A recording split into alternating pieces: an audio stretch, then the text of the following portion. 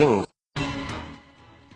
झूठ नहीं कहूंगा राजदीप, तकरीबन 2 साल पहले या 3 साल पहले अगर मुझे कोई बोलता था कि जो टेररिज्म है वो इस्लामिक नेचर में है तो मैं उसको डिनाई करता था। लेकिन अब मुझे एक समझ आ गई है कि ये जो टेररिस्ट जो इस्लाम फॉलो कर रहे हैं वो हमारा इस्लाम है ही नहीं, वो हमारा धर्म है ही नहीं। क्योंकि एक अल्लाह की आवाज है जो हमारी होली बुक कुरान के अंदर लिखी हुई है, अगर उसको हम अपना इस्लाम का धर्म माने तो उसमें कहीं पर भी किसी भी जगह पर ऐसा मेंशन नहीं है। मैं आपको 2 एग्जाम्पल देना चाहूंगा। जैसे हमारा एक सूरह मोइदा है, वर्स 32-33, और मैं अंग्रेजी में ज्यादा पढ़ता हूं कुरान कि मैं अपने बच्चों को समझा सकूं।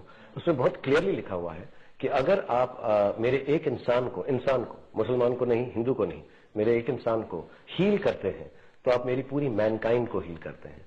अगर आप मेरे एक इंसान को दर्द पहुंचाते हैं, दुख पहुंचाते हैं, तो आप मेरी पूरी मैनकाइंड को ये दुख दर्द पहुंचाते हैं।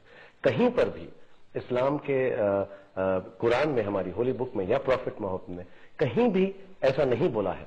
उल्टा as a matter of fact लिखा गया है कि अगर वॉर भी हो, अगर आप वॉर में भी हैं, जो हो सकती है, औरत, बच्चा, जानवर और क्रॉप्स को डिस्ट्रॉय नहीं किया जाएगा।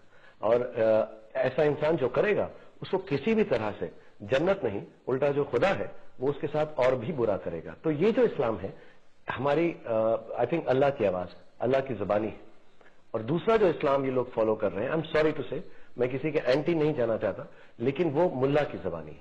और मुझे मैं ये एक्चुअली सबसे हाथ जोड़ के विनती करता हूं कि किसी भी धर्म में, चाहे वो हिंदू है, चाहे वो क्रिश्चियन है, चाहे वो इस्लामिक है, प्लीज अगर आप किसी तरह से जो जवान हमारी पीढ़ी है उनको हमारी किताबों का सही मायना समझा सकें।